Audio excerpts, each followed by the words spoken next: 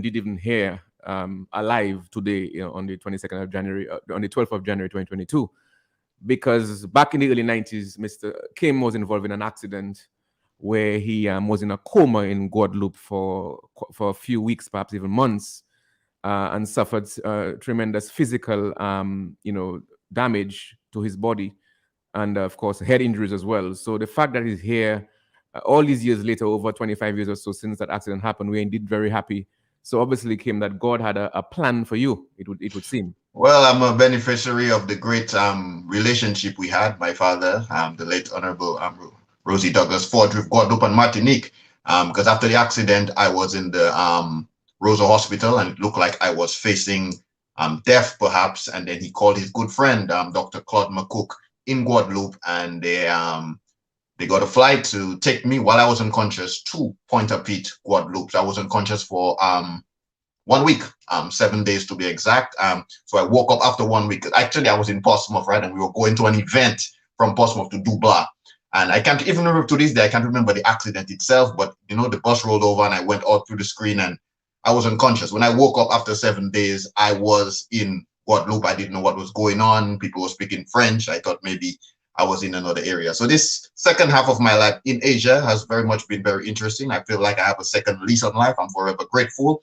And as a Dominican, I continue to wave my flag up high and, just happy from where I came from and happy for everything that God has blessed me with. Yes. Thank you, Kim. Well, Kim, as I said, let's begin. As you know, Dominica, just under 18 years ago, March 23rd, 2004, established relations with China. So we are told that China is our friend. But what do we in Dominica really know about China? China boasts a civilization of, some say 3,000 years, some say 4,000 years.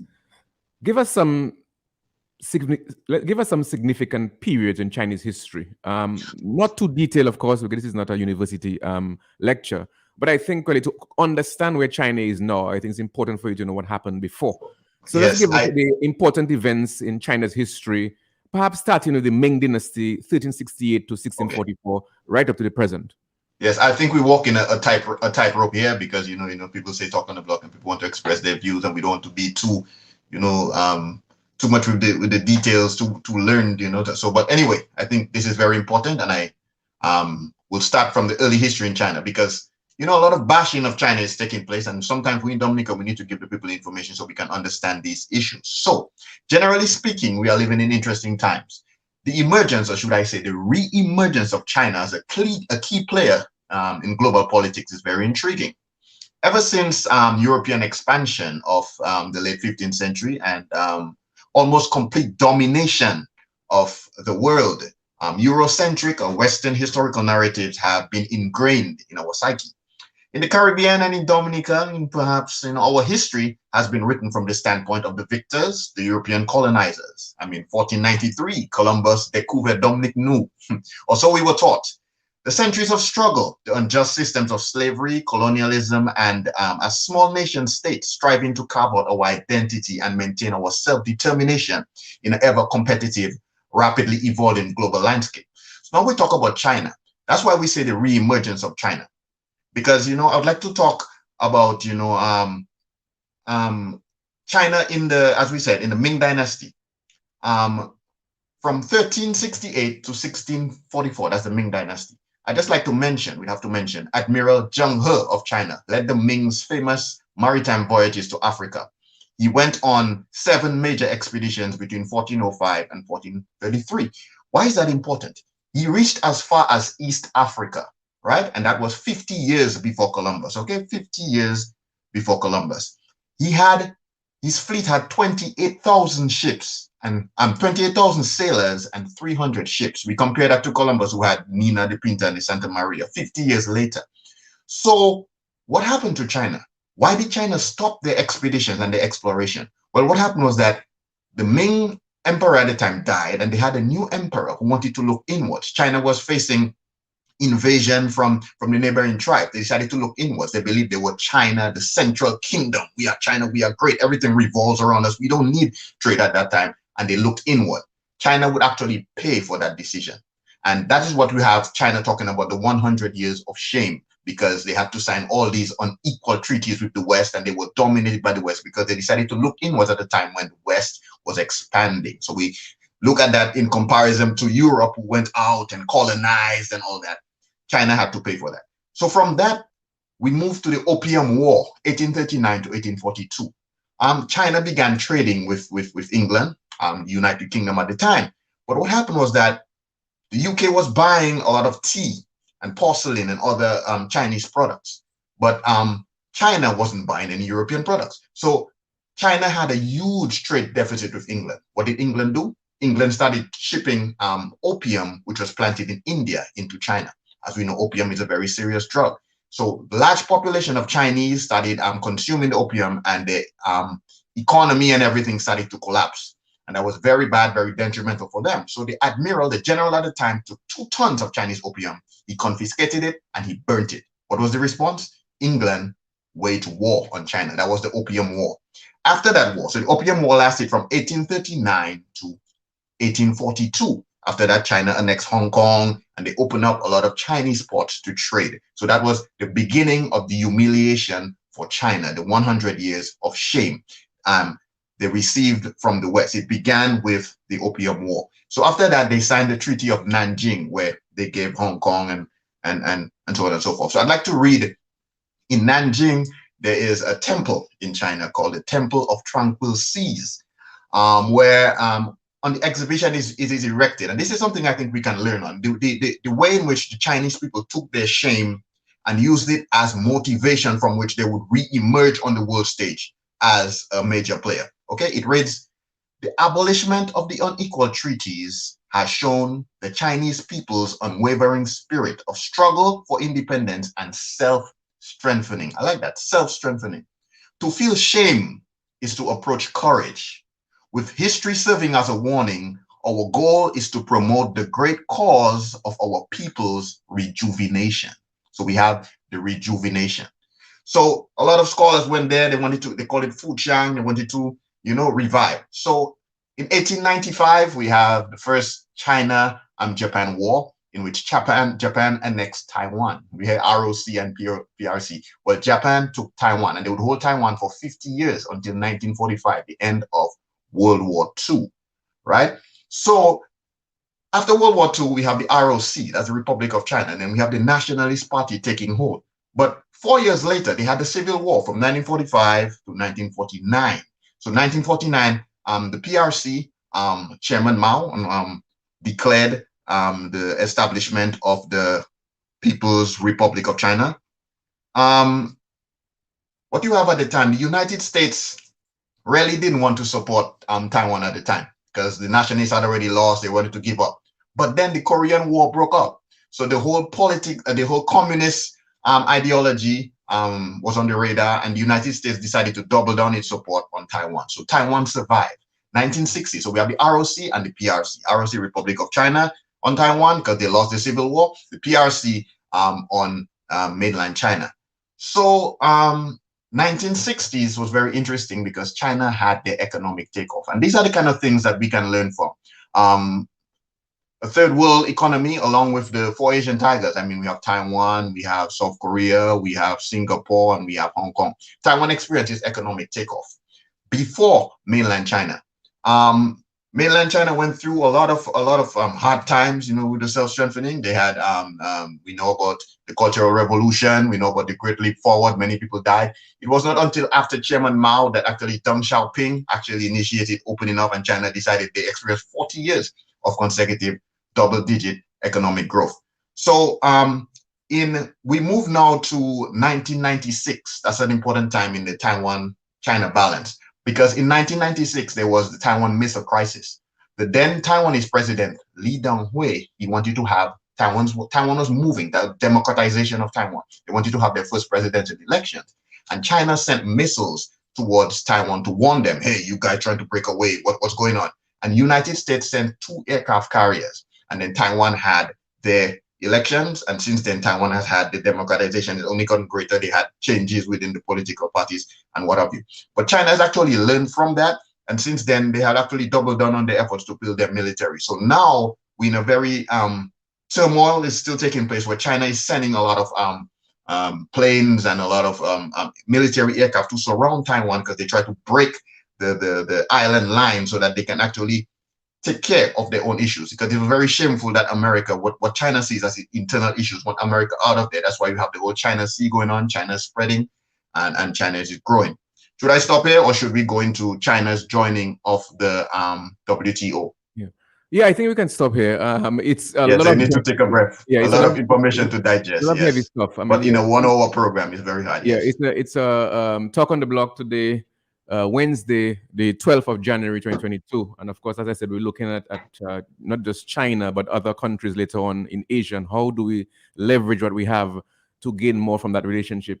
So, Kimia, you've said a lot. I mean, China has moved from, China right now is the second biggest economy in the world. I mean, what they've achieved in the last, let's say, 30 years or so, they've managed to remove nearly 300 million people out of extreme poverty. So they've made some great strides. But I'm thinking now let's move on now to the Dominica-China relationship, which has been going on now for about 18 years. When we established ties with China, I assume that there are three things that would happen: that we would see initiatives to boost exports, that we would seek to use that relationship to attract greater foreign direct investment from China. And of course, we would see technology transfer, because this is, China has certainly the advantage in technology. And we have not really seen that. How do we really going forward, as we look at celebrating 18 years of relations with China, how do we see how we can engage China in those areas I mentioned? Because basically, before you answer, I feel that all I'm hearing when we discuss China is that they built a hospital, they built a road, they built a school. Other critical areas I'm not hearing that can really grow the economy, I'm not hearing.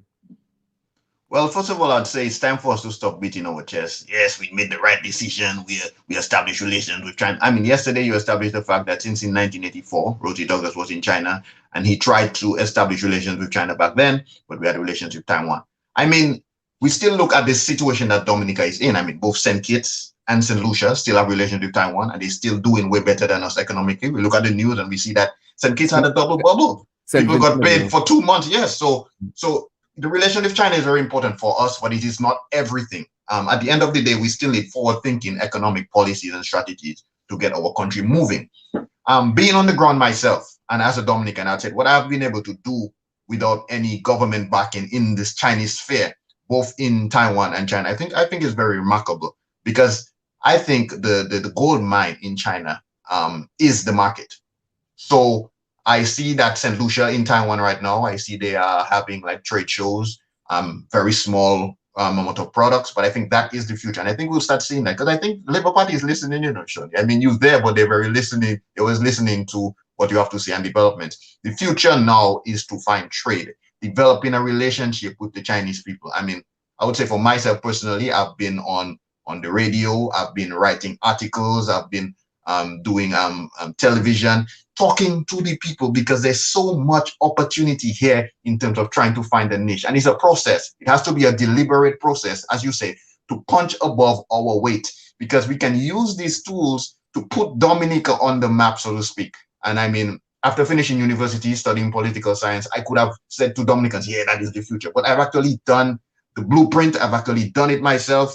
Go in there, organize shows, culture. I was the president of the Pan-African Cultural Troupe, where we were doing just information out there, shows, culture, doing the groundwork, so that, in the future we can start developing. And it's something we have to get to right now. That has to be the next step, because China can be a friend to us, a friend in good times. We appreciate everything they give us, but the future, we have to be proactive in representing our interests, and our interest would be to communicate and find our niche in that Chinese market, punch above our weight. Like I was saying, it would be very interesting. I hope you could get maybe the ambassador in Beijing to share with us, to hear what he has to say about his experience, what he sees, and where he sees us going, because it's going to take a lot of ideas. It's going to take a lot of hard work for us to move and take that next step. It's not going to fall from the sky. So I think that we need more open and sharing of information like this, because let's look at some facts, for instance, right? We get into the politics of Taiwan versus China, right? Taiwan has 440,000 Taiwanese citizens working and living in China, right? We say we for Taiwan, we for China. We get into all that, right? Taiwan has a $100 billion trade surplus with China. And China, when I say China, I mean the People's Republic of China. And that's the second largest economy in the world. Taiwan has an only $10 billion trade surplus with the USA, the United States. So whereas Taiwan and China politically, Taiwan trying to maintain its political autonomy. In 1971, Taiwan got kicked out of the UN, right? So first you had the KMT who were in Taiwan. We are the government. They still wanted to represent all of China. But in Taiwan right now, the calculus has changed. The people have moved on. They went through the whole democratization process. And the party right now, some people trying to push for more self-autonomy. They want to maintain that rule or democracy that they have had. So we hope for peace, because I'm based right now in Taiwan, but I go to China too, and I support peace and strength and better communication among the Taiwan Strait, because we want peace. And it's very serious sometimes when you see the whole military activity keeps flying up from time to time. But we must not lose fact that in Dominica, what we have to do is to form a relationship. Like I said, Taiwan has a $100 billion trade surplus. For comparison, England just had a $54 billion trade deficit, the UK, with China just last year. Taiwan has a $100 billion trade surplus. So what Taiwan is doing right now, economically, they're one of the biggest beneficiaries from the growth of China. But politically, a lot of that money they also use it to buy weapons from the US, because they need to buy their defense to try to maintain. I think the very fact that Taiwan is still in the conversation is a very big achievement on their part. A small island and 24 million people. They have the 21st largest economy in the world, just Taiwan as an entity. So I think we, from our interest, our standpoint now, is to use the diplomatic channels, punch above our weight, get in there, increase our visibility, and start exploring ways and means to get into the Chinese market. Well, you mentioned our ambassador in Beijing, Mr. Martin Charles. I really don't know what he does. Certainly, it has not been made public in Beijing on a day-to-day basis. But from what you know about Dominica, what do you think that we have to offer China in terms of exports? What do you think, given our limitations right now in terms of size and all that, and in terms of access and all that, because China is a long way off? It's very difficult. I think it will have to be around branding our products, branding our culture, branding our. I see a lot of what St. Lucia I see trying to present right now is liquor, alcohol. I think that's one way to go. China is one of the big consumers. If you look at alcohol, rum, if you look at wines, they consume a lot of wines. Even like right now, they have the recent skirmish between mainland China, PRC, and Lithuania, because Lithuania opened an office in Lithuania recently called the Taiwan office, and China was angry. And Taiwan actually stopped a shipment of Lithuanian rum into China worth millions and millions of dollars. And so anyway, but I think we begin with culture and we begin to open roads. What are we producing? Have we been productive in Dominica recently? I'm hearing so much about our manufacturing sectors closing down. What are we producing, Sean? What is our productivity on the island at the moment? Well, believe me, that's a very good question. That's a serious question. We have issues with that. But let's just stop for a while and take a break, and then we'll come back in a while. Okay, thank you. At Ask the Fans Auto Center, we've got everything you need for your vehicles. So Sean, when are you going to take some calls? Check us out for general servicing, diagnosis for electrical, mechanical, air condition system, maintenance, brake transmission and power steering flush, spare parts, vehicle accessories, automotive batteries, vehicle sales, distributors for Mitsubishi Motors. Ask the Fans Auto Center. Ask the Fans Auto Center. Ask the Fans Auto Center. Visit Ask the Fans Auto Center in Canefield today. Ask the Fans Auto Center. Ask the Fans Auto Center. Ask the Fans. Yes, good afternoon and welcome back to Talk on the Block today, Wednesday, the 12th of January, 2022. We are discussing Dominica, China, and of course, Dominica, Asia, and how we can seek to broaden that relationship with not just China, but other countries in Asia. Now, before we get to that, Kim, the other countries in Asia, over the last decade or so, perhaps even more, what we've seen is that a number of Chinese-owned businesses, so that China has increased significantly its visibility in the commercial district of Roseau. Is that something to be concerned about? Well, I would say that from the standpoint of the history, we just mentioned that we can sort of bring solidarity to China in that they've been through a lot of the same thing we've been to in terms of receiving a lot of pressure from the West, suffering and having to revitalize themselves. But I think that even if the Chinese government have a policy to support, or maybe because they did a lot of soft cooperation, right? The individuals who move might detract from the government policy. After all, China is a sovereign nation, and they defend, their job is to promote the interests of their people. So we shouldn't be confused about that. I think Chinese people are very much aggressive, and yes, I mean, living in Taiwan too, you could see that a major factor is that the size of China, and they're always afraid that they'll get swallowed up by China. And I've observed that relationship on both sides, and you could see that it's very much possible and feasible. For instance, a question we have is that recently, the government of Dominica recently signed a visa waiver agreement with the People's Republic of China. That might be a very good deal, but I'm thinking I want to hear an official statement from the government with their plans going forward. What does that mean? Okay, when the most populous country on earth signs a visa waiver agreement with the least populous country on earth, what does that mean?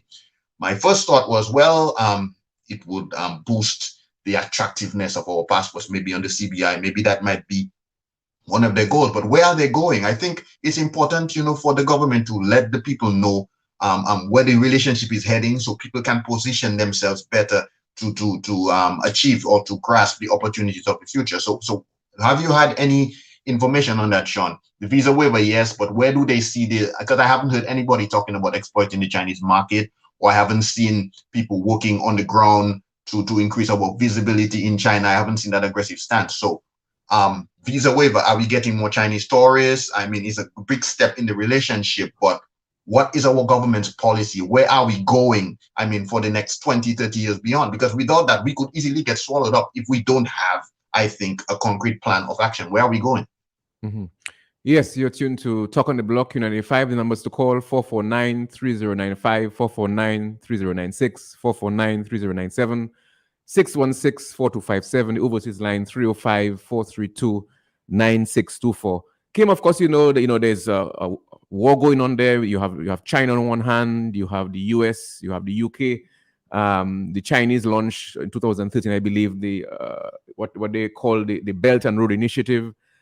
This global infrastructure development strategy where they invested in ports, in roads and bridges across 70 countries. And the EU have just announced, I think sometime last December, an alternative to the Belt and Road. I think they've set aside for the first phase 300 billion euros. How do you see us really, as a small island developing state, benefiting from those? Because we where we are now, we can benefit from both the Chinese one and the European one. Yes, I think it reminds me of the Cold War era, and I think there's a lot of opportunities which coming on. Before that, I'd like to go into the China joining the WTO, because I think that was very important. Okay. I think the West. Before you get to that, Kim, there's a call on the overseas line. Okay. It's now 127, so let's take that call. Yes. Hello, good afternoon, caller. Good afternoon. I think we are putting way too much emphasis on China. We have a hospital in Dominica that was there for a long time, right? Instead of naming that hospital after so many famous Dominicans, you name it after China, Dominica, China, Friendship Hospital. And that's a lot of crap. Freeness is good, but freeness comes with a price. Freeness comes with a price. China will give you something, but you better believe you've got to give China something back. So Dominicans should stop believing in that freeness. Thank you. Thank you, caller. Kim, you want to respond quickly to that comment? Yes, there's no such thing as a free lunch in international relations, and yes, it represents changing of the times and the emergence of China. We went from Princess Margaret Hospital to the Dominica China Friendship Hospital. I think that's very telling. But if China are the ones financing it, you could see that maybe the government really had to do something to maybe show their gratitude. But I don't see, if China is the one sponsoring it, I don't think maybe they have too much legway to go in terms of the name. But yes, I think we do need to be careful about how we go ahead going forward in terms of protecting our sovereignty and integrity and our self-determination. Yes, I'm just getting a message there. Sean, the more important question is who are the main players in this Dominica-China relationship? Since loans are often handed to constellation of actors other than central governments, but often backed by a government guarantee, according to the Aid Bank, or rather to Aid Data Executive Director Brad Pax. So a comment coming in there on this discussion here today. Numbers to call, 449-3095, 449-3096. There's a call on line 2. Hello, good afternoon, caller. You're through to Talk on the Block. Okay, let's take line 3. Line 3. Yes, line 3. Hello, good afternoon, caller. Yeah, can you hear me clearly? Yes, I can. Tell Kim he living in La La Land, because not because he lives in China or wherever he lives, and he's seeing profit, that he believes Dominica will get the profit. Tell him stop talking about China. He living in Dominica, and tell him he's greedy like Scary. Yes, caller. Okay, Sean, let me respond to that. Sean, let me respond to that. I was in Taiwan studying international relations politics. I was in Taiwan when Skerrit made the decision to switch relations with the People's Republic of China. I was a student. And at the time when I went there, right, we're just beginning. My feet wet. I used to go to the Taiwanese embassy every week. I was in the embassy. I was a student. I was there every week talking about Dominica, Portsmouth, Dominica. You should know about Dominica. Tell people about Dominica. Later, when my father's last time I saw Rosie Douglas, when he came to Taiwan, he signed the deal. They got over $2 million, and that was the deal with Taiwan Finance, the draining of the Benjamin Spark. So every time I see election come along, I see Labour Party stalwart stand and say, yes, look at the Benjamin Spark of Portsmouth, and it used to be a man, but now it's a park. I remember my hard work there. Nobody called my name, but I never see anything. So have me someone La La Land. All I did as a Dominican was raise my flag, go represent to the fullest. I mean, anybody who knows me know how I represent. I mean, just last month there in December, we had a show in Taipei. I mean, 13,000 people in attendance. I'm talking about Caribbean, talking about Africa. So I represent. But let's go back, Sean, to what you were talking about. We had a situation there between the West where we have some tough times coming ahead. Because if you remember, when China was joining WTO, President Bill Clinton was in full support. He said, and I quote, "By joining the WTO, China is not simply agreeing to import more of our products. It is agreeing to import one of democracy's most cherished values, economic freedom. When individuals have the power to not just dream, but to realize their dreams, they will demand a greater say. A world of free markets, free elections, and free peoples working together with the growth of the internet in particular would undermine Beijing's control and make China more like the US." He said that in 2000, right? China joined the WTO in 2001. The actual opposite has happened. China hasn't become more like the US. With President Xi Jinping, they have their own values. They are more emboldened. So we have the situation right now. Even with President Trump, they had the China trade war, and President Biden has not removed the taxes. So the trade war is still going on. So he actually moved in the opposite direction. To back that up, I'd like to tell you what's going on in Asia right now, right? Singapore's professor and diplomat, former president of the United Nations Security Council, Kishore Mahbubani, while recently addressing a seminar in Singapore, he stated, "The American political establishment has long believed that they can achieve political change in China by engaging China into the Western economic framework. This is simply a mere fantasy. A country with 1/4 the population," he's talking about the United States, 1/4 the population of China, and a history of 250 years cannot expect to change a country of 4,000 years of continuous civilization. China has its own individual political traditions and have developed their own governing norms in its own individual interests. In addition, so you see the war going on right now, and you see where we go into confrontation. China recently had a democracy forum where they excluded Russia and the United States, but they included Taiwan. So it's a very strong pressure going on right now between the West, and it's very strong. And like you said, in response to China's Belt Road Initiative, the United Nations have come up with a fund for development, and the US has come up with a fund for development. So that's very good. That might be an opportunity for us developing states, because we'll have more finance available to us for our projects, but we have to identify the good projects, the best projects for development. Let's go back to the telephone. Yeah. Good afternoon, caller.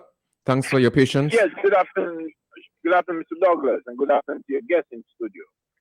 Yes. Actually, he's in Taiwan. Actually, not in studio. Yeah, I know. I'm loud and clear. Listening. Yeah, I'm listening to the gentleman. He got to take into consideration who is the majority of the people in Dominica. That's the black race. And the reason why I'm saying that, using Africa also for an example, by the evidence you shall know in the work that they're doing. This guy and them is not into empowering. The matter of fact, we all know that agriculture is what once built Dominica, and agriculture is our strength. So if they're really there to help Dominica, this is where they should have been going, in that department, to help Dominica in agriculture, because all the islands, Dominica have one of the best products produced as far as agriculture. So this is how we see they want to empower, but these guys and them don't want us as a black race to be empowered, be self-sufficient. So I don't think the Chinese will work in our benefit, because we are the black race. We have to do for self, and that's our downfall. We like crabs in the barrel on each other. These guys and them don't care. Thank you, caller. I respect the Chinese doing for each other, but we as the people in Dominica, it's time for us to start doing for self and kind. Thank you, caller. Yeah, sorry, caller. Yes, I was talking about self-development. Actually, being in Asia right now, people say, well, you nation. I've been around the world. I mean, since I've gone to Asia, I've actually been closer to Africa. Just before the pandemic, I went to Egypt, I went to Tanzania, I went to Kenya. I mean, I've been to many countries in Africa, and have a lot of friends in Ghana. I was representing of the African cultural troop. I'm being where, man, learning Mandarin. I'm a conduit, an ambassador of the culture, here to make ourselves known. But in no way, shape, or form am I promoting Chinese domination of Dominica. No, I said we should stand up. And I said, yes, we have to protect our but at the same time, I'm talking about our international interest into building future money-making industries for ourselves in this Chinese space. That's what I was referring to. Thank you, Kim. Let's go back to the telephone lines. I think line 3. Hello, good afternoon, caller. Ni hao. Ni hao. Ni hao. Xinnian kuai le. Xinnian kuai le. Just practicing my little Chinese now. Xinnian kuai le. Happy New Year. The Chinese people also be celebrating the year of the tiger starting on February 1st. Okay, all right. Yes, that's true. You know, I don't see it really a problem in getting assistance from China or any other country. But the fact about it is that we have to be very cognizant of the fact as to what happened to Tibet. Tibet couldn't repeat China, and as a result, what did they do? And we are hearing recently of another country that they are closing in on. Recently, do you all remember that? Or are you all aware of that? Because it has been on the news. You talking about Uganda or? We'll address that in a little while. But yes, caller. Yes, that's true. But the fact about it is that, I mean, these other countries, they have more resources than us. Okay? If we cannot repay, because we have loans with China, you know, and if we cannot repay, what happens? Then every Dominican become a citizen of China. Is that what might happen? So we have this is a matter of concern that we have been very, very, very concerned about. Thank you, caller. Thank you. Well, Sean, I hear a lot of concerns, so maybe you can invite the ambassador of China to come and say a few words, you know, to explain the relationship, because it's very concerning. You want to respond to the caller just briefly? His comments he made there. Yes, because I mean, right now I'm in Taipei, right, Sean? And this right now, The Economist and a magazine in England dubbed Taiwan the most dangerous place on earth, because China has thousands of missiles aimed at Taiwan. If you guys ever think about declaring independence, it's on.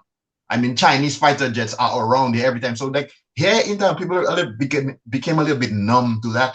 But the threat is real. So I know about the threat here more than I would say anybody else, the direct threat.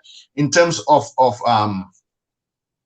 back home, we need to figure out how we protect ourselves from, but I'm talking about the opportunities that China offer, our relationship going forward. We've been here for 18 years and we've seen one side where they come and they build, and people saying, well, they take over Roseau and they're aggressive in the Dominican space. We feel that we're being pushed out in our own country.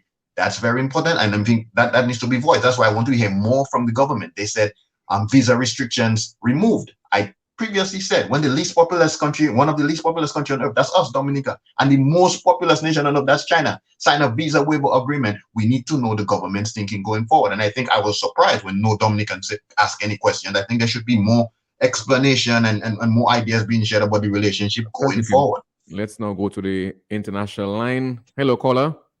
Good afternoon. Yes, caller, you're through. Okay, that caller may have lost, must have been a bit impatient. Let's go to line 2. Okay, okay, let's go back now to the overseas line. Hello, good afternoon, caller. Good afternoon to you, Sean, and good afternoon to your guest. I have to admit that I'm not very knowledgeable about the Taiwanese relationship with Dominica and the Chinese and the Taiwanese. I don't know much about it, but I just have one question. In your opinion, do you think that if Dominica had stayed with the Taiwanese, that we would have a better Dominica? We would see more improvement or more happening in Dominica? I'm just saying that because I really would like to know if we would get more out of your opinion. And one more thing, Sean, I have to say, I've been listening to you for the past week. We need a talk show. You got to have your own talk show, and you maybe could collab with Kim as well. We need something like a late night show because you guys, it's loaded with so much information that we need to hear more of this. Get your talk show, get the sponsors rolling, and let's go with that. We need to hear more of it, okay? Thank you, caller. Yes, Kim. Thank you, caller. Well, I would say I don't see us going back to relationship with Taiwan. I would say that we said that we got the project that we got from China. There are benefits to have on both sides. Taiwan is a technological juggernaut in terms of semiconductors and making of chips. They're one of the leaders in the world. I think if we had technology sharing, we could also gain in that way. And the Taiwanese are not more so direct, so less willing to come in and set up shop as China is, in terms of taking business opportunities. So I don't necessarily think there's an argument to be had whether or not we were with Taiwan. I think they made this decision with China and they can go ahead. I think what we need to do right now is to maximize what we have, the relationship we have with China, and being bold into going to these new areas to increase our visibility and find ways into the Chinese market to find a niche, find where we stand out and start greater communication and deeper person-to-person exchange. Okay, let's go now to line 2. Hello, good afternoon, caller. Yes, good afternoon to you, Sean, and good afternoon to your guest. Hello, Mr. Soso. Sean, notwithstanding that China has experienced and continue to experience remarkable social and economic development over the past decade, right? 100 years, over the past century. We have to recognize too, in the same period, this prosperous development has led to a large rise in demand for food. For example, it should be noted that the import value of agricultural products to China has increased by 78%. And Kim has raised an important point. What are we doing to get into that gap? What are we doing? Have you ever heard the CARICOM convene a meeting with respect to coming together and talking about establishing and fostering trade relations with China? Dominica may not be able to do it alone, but collectively, as Caribbean nations, we can come together and do that. 78% increase in their import value. So it means that somewhere in that 78%, we can find our place with at least 2% of something. So I cannot understand how that kind of resource in Kim can be existing, and the government is not harnessing that kind of resource to get them started at least with negotiations. Thanks for the opportunity. Good program, my brother.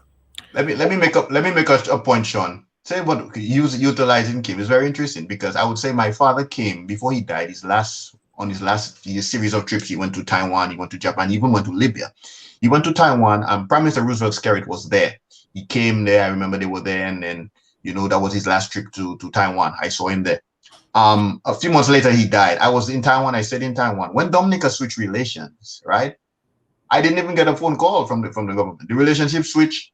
Taiwanese people called me to the embassy. They were going to deport me from the country, people. So I actually lived the reality of that whole Taiwan and China's and whole situation. I was almost deported from the country because of the way in which it was handled. They felt it was a slap in the face, and everything was taking it out on me. I took the fire right here in Taiwan for the relationship. So that was very personal to me. But like we say in Dominica, you take your blows and you continue to write and you continue to fight. I continue to raise my Dominican flag to this day. Yes, you take your blows, stand strong. Let's go back to the telephone lines. Yes. Hello, good afternoon, caller. Welcome to Talk on the Block. Yes, the gentleman said the Chinese gave money towards the hospital. So the government had, I assume, nothing but to name the hospital after the Chinese. So what are you going to tell me? Eventually, the Chinese will demand that Dominicans and Chinese. I mean, it is crazy. I will repeat myself. We are putting too much emphasis on the Chinese, and we are trusting the Chinese to bloody much. You got to watch the Chinese. The Chinese will not give you things for nothing.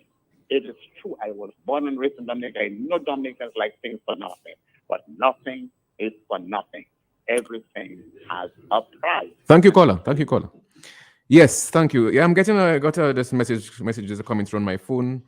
As reported by the Guardian newspaper in London, Sri Lanka's government, for example, leased a port to a Chinese company for 99 years after struggling to make payments. So Dominicans must be cognizant of the fact with these clandestine agreements between this regime and China. So that's not my personal view. That is a text message coming from somebody. I'm not even sure who the person is. Okay. So the numbers to call: 449-3095, 449-3096, 449-3097. Let's now go back to let's take a short break to remember our sponsors.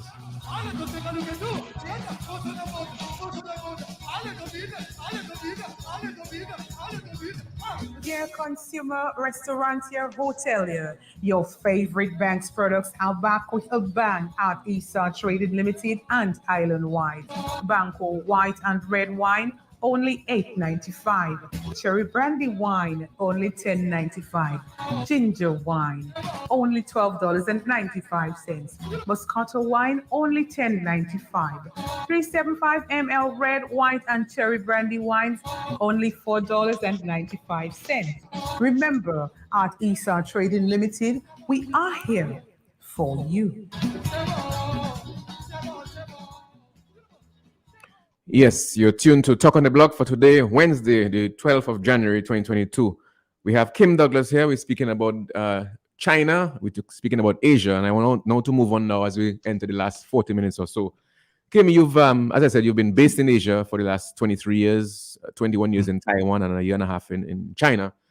But you've also traveled extensively through Asia. You've been to South Korea, you've been to Japan, to Cambodia, to Singapore, to Vietnam, to Thailand, Myanmar, and the list goes on. Yes. What can you, in your trips to those countries, however limited time you spend there, what can you tell us as to what we in Dominica can do to perhaps more see what we can engage these countries going forward? Well, I'd say these people are very much, hardworking and dedicated. I think they're just embracing new opportunities and forward thinking. For instance, the summer before COVID broke out, I was in Cuba. And as you know, we support Cuba. Cuba, our brothers for so many years, and they continue to suffer the embargo, but they continue to give us opportunities. But that just had me thinking, because I see the rapid pace at which Asia is growing. I think that Cuba maybe needs to change a little bit of course in terms of accepting, probably trying to find out how they can get more market principles in the economy. Why I say that? First, you look at China. In 40 years, China rose to be the second largest economy in the world. It was not until Deng Xiaoping opened up the economy. But a personal experience, I was in Cuba and I asked for Coca-Cola. I could only get Coca Nacional, right? And then I went to Vietnam, which was also a communist country, and it was the complete opposite. Vietnam right now is the center of capitalist expansion right now, because with the global supply chains and the cost of production rising in China, a lot of the companies, you talk about Nike, North Face, everybody moving their factories to Vietnam. So you left one communist country where you couldn't find any of these products, and you go to Vietnam where you look on the road and you see all the brands everywhere just in excess, and the country is just growing so quickly. I was very much impressed with Vietnam. As a consumer, like for instance, depending on which part of the world you are, you go to the store, you go to the supermarket, you go to the mall, and you see the prices. But then when you're able to travel, you see how the capitalist system works in terms of production, and then it just changes your whole mind. So a lot happening in Asia right now. They just signed the RCEP, which is a new trade deal with about 1/3 of the world population. So a lot to look up to in this coming 2012. As a Dominican, I continue to be a Dominican and travel these areas. I just have my eyes open wide, and like the caller said, I hope we can have more open discussion, you know, where we just so open and talk. Because I feel like the whole culture has changed. I'm from the Rosie Douglas time, where Rosie used to travel around the world, come back, bring speakers, tell people, oh, this is where we are. This is the crucial point in the world. This is what we need to be doing. Exchanging ideas, I think, is very important. And I think that the government themselves need to consider that their whole way of keeping their cards close to their chest and saying, okay, leadership is everything. Just vote for us and we will do it. No, Dominica will not go anywhere without the people. The people are the ones who are going to push Dominica forward. I don't care what kind of leader you are. The people have to push the country forward, and we need to educate our people, give the people ideas about what's going in the world, and adjust our people to take advantage of the opportunities as they emerging. 1 month, 2 months, 1 year later, it's too late. We have to start moving now. Okay, let's take another call. Hello, good afternoon, caller. You're free to talk on the block. Yes, good afternoon, Sean. Hi, good afternoon, sir. Go right ahead. Yes, I would like to agree with a caller earlier, you know, that I believe you need your own program, Sean, you know, to get off that Matt in the afternoon program, you need to get your own program in the evening, because it's very informative and it's really different from Matt programs, you know. So you need a program in the evening. Good evening.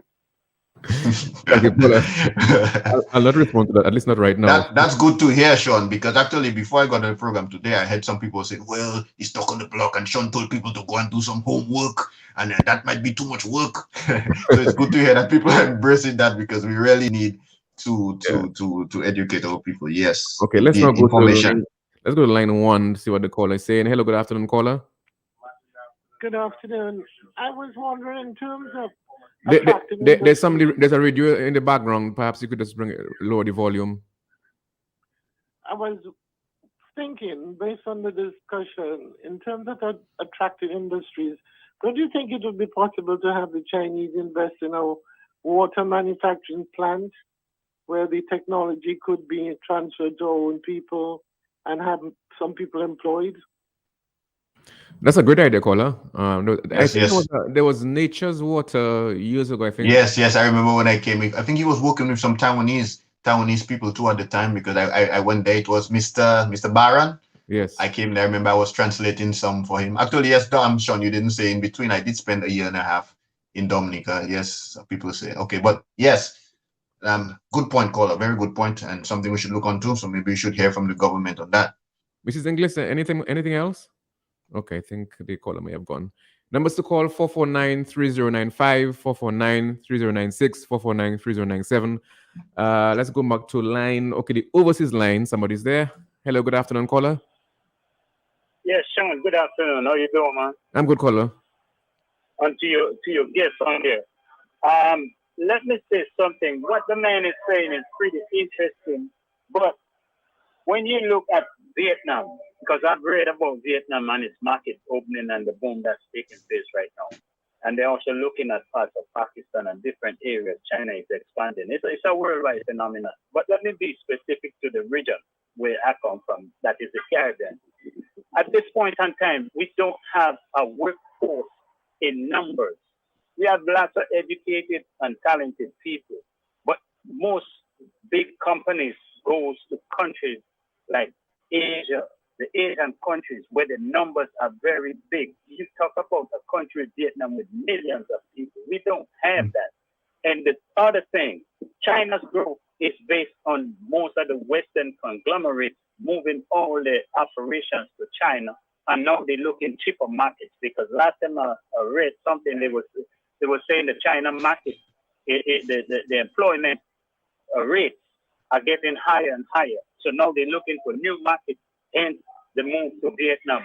But I'm listening. We're talking about numbers game, not only that you could take and get what you can get from China, but numbers in economics. This is where I'd like to hear him speak on. Thank you, caller. Well, we could talk about numbers and economics. I did talk about the fact that we shouldn't be too bogged down in the Taiwan China issue. I did say that 440,000 Taiwanese people are living and working in China, and they have a $100 billion trade surplus with China. So we established that fact. We did say that China has risen, and people think that we're supporting a pro-China. So I think before we close, we need to talk about the debt trap, which people talk about, because it happens in many countries and needs to be mentioned. So your caller just mentioned the Sri Lanka. In 2017, Sri Lanka has formally handed control over a strategic port on its southern coast to China as part of a 99-year lease agreement. Under the $1.1 billion deal that Sri Lankan political opposition and trade unions have called a sellout move, China firms now hold 70% stake in the Bon Total port, and that will be for 99 years. So that's Sri Lanka. Something I'd like to mention also is Laos, because that is a very, very close area to me, because I usually go to Cambodia a lot. You know, you heard of Angkor Wat. It's very peaceful, very good for meditation. But that area, that Southeast Asia, has a lot of potential, but it's so rugged, very hard to get through, right? So I remember trying to take a bus one time from Cambodia to go into Laos, and it'd be like 13 hours to the rugged terrain. China just completed a $5.9 billion high speed from southern China into Laos, $5.9 billion. And Laos has to pay 30% of that. That's $1.8 billion. Now, Laos is the poorest country in Southeast Asia, one of the poorest countries in the world.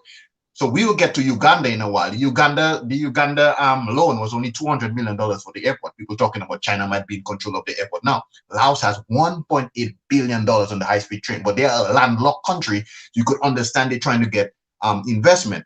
But that is just the first leg of the high-speed train. China is trying to build a train line to connect all of Southeast Asia. So they want to get it all the way to Thailand, because Thailand is a major manufacturing hub. And that is where the economic clout is going to come from. So Laos is basically biting the bullet right now and hoping that it will open up. Kim, also in Cambodia. Yeah, Kim, I Yes. stop here because I need to at least 2 more calls before we close Yes, today. yes, So yes. let's go to line 3 now. Hello, good afternoon, caller. Sure. Be as brief as you can. While you're talking and answering any questions, Sean, I believe you need your own radio program, Sean, because you can see the different people contributing to your program and listening to your program, Sean. No, I'm not ducking the question. Clearly, it's a decision for myself as well as other. It's not me alone, of course. So it's a point I have taken on board. It will be discussed at a higher level, and you know. So I appreciate what you're saying, but I can give you an answer now, can I? Well, okay. Okay. Well, okay, Sean. We're waiting for your answer at the end of the week. Thank you. Wow, Okay, well, Sean, let me just add to that. Yeah, I like to add to the callers, because all the way in Asia, I cannot call all the time. So now I get my little lapper hole. So let me say thank you to you, and I also like to thank Sean here on Talk on the Block and Q95 for extension by providing the platform and seeking to stimulate free thought and ideas in Dominica. I have to make that statement. Yes, Sean. Back in your court. The overseas line. Hello, good afternoon. Hello, good afternoon. So how you doing? Yeah, I'm good. You got about 30 seconds. That time is limited. Mm-hmm. Yes. You know, we're looking at China and that area. But I think that we should be trying to explore the Americas. It's closer to us. You know, it's closer to us, so that's where we should be looking to exploit. And that things that is almost impossible that we can do. The most we're going to get from China and those areas is grants and loans, and they will come and do the job. Let's look to America. Let's look to Canada, because those markets are closer. Thank you, caller. And we have people living there in these areas that can buy our products. Okay. Thank you. Thank you. Yes, so let's just take this other call, line 3, because time is really running quickly. Hello, good afternoon, caller. You're the final call this afternoon. Yes, good afternoon, Sean. Hi, good afternoon. You've got about 30 seconds, sir. Sean, you know the population of China right now? Yes, I do. 1.4 billion and rising. Okay, well, the world is suffering for water. China has seen what they want here. Okay, I think that's it. Okay, we could take perhaps the overseas line again. Hello, good afternoon, caller. Yeah, Sean, that's a very good program, as you guys saying. You should really have your own show. But right now, you see, China is trying to enter the Caribbean, and which they did already. They went to Trinidad, and then now they're running the asphalt company. In Jamaica, they're running the port. China is not giving anybody anything for nothing. So we don't even know what did Skerrit sign with China to give China anything that they ask for, and then the public don't know about it. You know, we need to know something, what's going on. Thank you, caller. Yes, caller. Sorry, I had to shut you down now because it's now 1:59 here at Q95. We've only got 1 minute left. Kim, Thank you, is Sean. against Thank you us. for having me. I won't use the It's opportunity 1 a.m. going on 2 a.m. But yes, I Yeah. couldn't sleep. Yeah. It's very nice to connect Yeah, with so the let me just Dominican give you people. opportunity, And Kim, thank 30 you. seconds to give your closing remarks here. Perhaps any issues that were raised and you didn't address. I just like to say thank you to the Dominican people for hearing me out. And I'm in no way trying to push China. And I'm just trying to, we're not bashing China. We're trying to look from an objective standpoint and just to realize the Dominican interest in the Chinese space. And I'm very happy that Dominica right now is starting to think forward, because that is the future before China relationship. What can we sell to China? How can we get into the marketplace? Thank you, Dominicans, for hearing me out. And I'm Kim Douglas, the man on the ground. And it's been a good afternoon. Good afternoon to you, Dominica. Love you all. Thank you very much, Kim. And the reception was very good. You were very clear. Nothing dropped. I'm really grateful. Thank you, Sherwin, for this. Thank you. You see. Now, So we in Dominicans, even if we need diaspora, we can connect and we have a role to play. You know, loud and clear. People thought we were in the studio, Sean. Douglas to Douglas. Thank you, Kim. Thank you very much. All right. Thank you. Yes, we've come to the end of Talk on the Block for today, Wednesday, the 12th of January. Yes, I do agree, really. 1 hour is not long enough. We really need about 2 hours.